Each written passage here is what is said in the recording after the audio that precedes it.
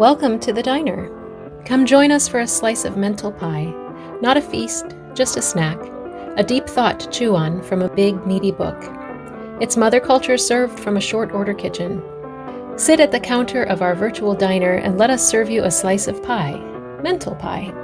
It'll go good with a cup of coffee, then you get your refreshed self back to the fray with a few new, beautiful thoughts to think. To kick off Season 3, we've invited Dr. Timothy Patitsas, author of The Ethics of Beauty, to come chat with us and share some of his ideas.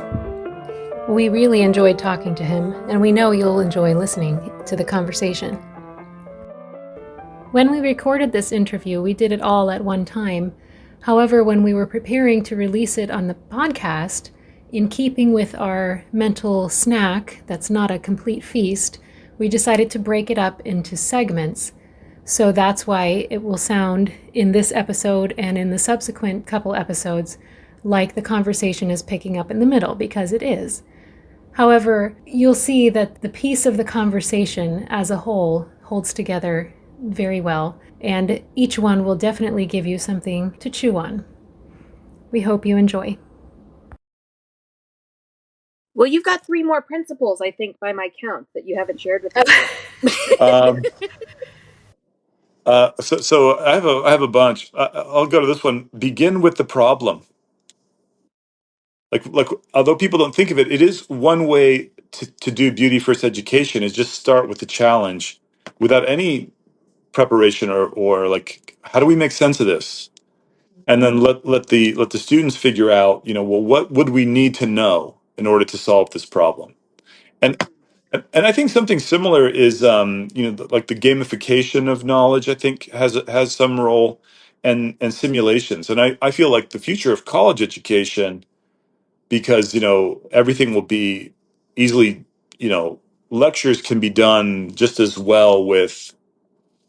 I think it's going to be kids coming together, and maybe there is a screen element, but there's also a personal element, and doing like massive simulations of whatever it is they're studying. Like let's Harvard Business School has the famous, it's either 1 semester or 2 semester long negotiation course.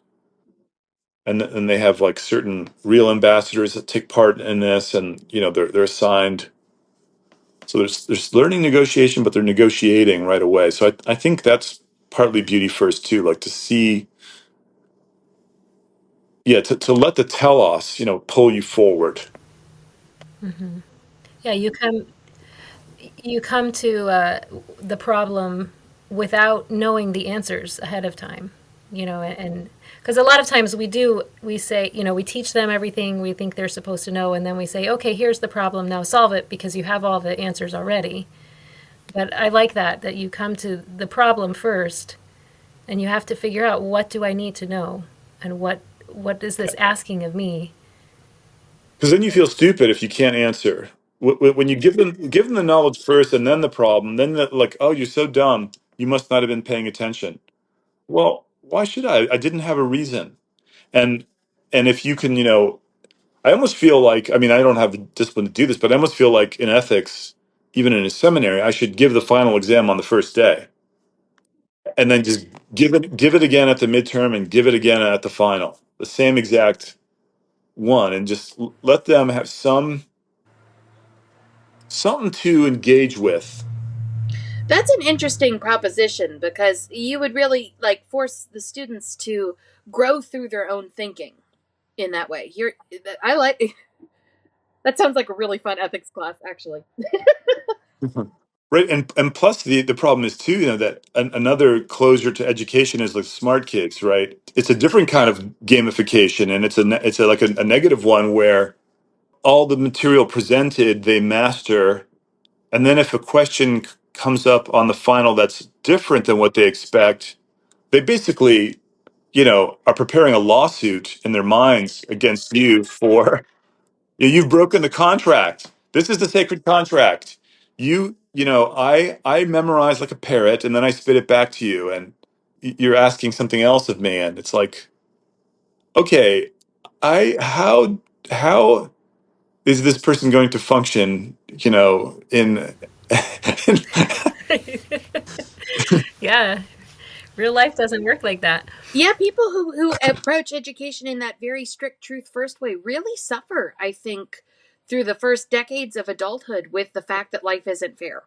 I mean that's the thing that pushes back against that educational approach is that you can know all the right answers, you can do everything right, and that doesn't guarantee anything. You can still lose your job, you know? Yeah, sometimes I'll say in ethics, if you teach me something I don't know, it's an automatic A. If at any point in the semester, and that happens a lot. It doesn't only, it doesn't rarely happen. It's like it happens, well, it's happening less and less frequently. So yeah, maybe I think another thing is read great lives. That's another pattern for, because that's another kind of, to see how everything goes together, especially the great life of someone in a field that you want to devote your life to, or that you're thinking, like, well, what is that? And I'm just thinking maybe there aren't enough biographies. Like, are there great biographies of bankers or venture capitalists? Or I suppose there are out there. I just don't know them. But those are important jobs. And that also addresses this thing that, there's like a lot of social privilege. If you don't know anyone who does job X, it doesn't even cross your mind that the job exists. The biographies that I've been exposed to recently, part of the limiting factor is that these wonderful authors write like these Bible biographies, and they're fantastic. But because they're like Bible biographies, they become non-accessible to a lot of people who look at these books like, who maybe aren't like fast readers or whatever, and they're like, wow, I really don't want to commit to 2 years of reading this one book. Yeah. Yeah. I'll wait for the movie. Yeah. Right, and that's what happens. So almost what we need more of to make that type of like biography accessible is people who are writing denser biographies, that not necessarily like easier, just denser, not as thick. Yeah. We need like prologue length excerpts of other people. you Right. know. I mean, those are the ultimate those lives of saints. It's very helpful. Yeah. Yeah. Yeah, and they bring the saints alive in a way. They're not long, but you still feel that connection, and you get to know them. I mean, my education, took this weird twist in which, I became best friends with my favorite author.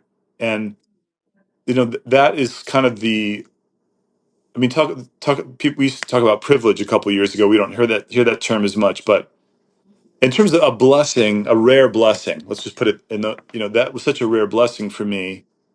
But certainly, had its downsides in that, it doesn't. But my point is, in reading what we're reading and learning to love what other people have discovered and created, we're learning to love them as well. And merely the fact that we love the same things they loved makes us already worthy of their friendship. Because friendship is, something private. It isn't just so easily given away. And what would be the point of being, friends with, I don't know, some philosopher when you didn't love their philosophy or didn't, vibe for the same things that they're vibing on. So it is a journey. It's a journey. Education is, a journey into our own humanity, and so much of that is even just nostalgia for for lost genius.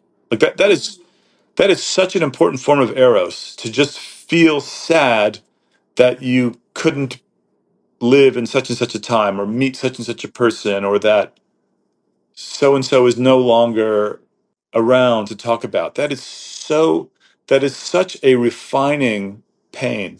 Mm. Your love for Jane Jacobs just comes across so clearly in the book, and it's funny you talking about this reminded me that one of the books I picked up, I haven't read it yet, after I read your book, was her memoirs about teaching in Alaska. So obviously she must have had some sort of exposure to So practical so that was her grandmother's sister, right, who did that. okay. Yeah. And then her grandmother, on her, not on her deathbed, her grandmother's sister, her great aunt, gave her diary and said, please turn this into a book. Oh, wow. and it took her 50 years until she was ready to do it. Well, then, what did she think? This is something I've thought of even within ethics of beauty. Because I didn't get the impression of her as a particularly religious person. What did she think of orthodoxy? I mean, in your conversations with her, how that fit into her patterns of the city. What does anyone think of Orthodox? It's crazy. It's crazy. It is. Um, smoking icons. It's a Bells and smells. yeah. Like what is a person to like? What is the root culture of America? Right. In a way, it's England, and it's the Reformation in England, and it's the expulsion of the Catholic Church, and it's all these things that make it hard for people to see orthodoxy behind that veil of Catholicism for what it is. But I think, gosh, that's a good question. I think it's in the epilogue of The Ethics of Beauty. I talk about what she said about the icon I gave her, but let's put it this way. From my first letter to her in January of 2000, when I said, "Hey, cities are liturgies according to you," she said right away, "This is it. This is the central meaning of my work." That's really neat. It is a thing. It's a challenging thing because that is not just an analogy. It's something a little more than an analogy, and it means that there's an inevitability to the faith, to liturgy, to the Eucharist. Certainly, her vision of what economic development is, it's people who, in their work, spy a message, or she later called her an invitation, and they take that insight, what I would call a logos, and they give it flesh for the life of the world. And this is both, a profoundly maternal act.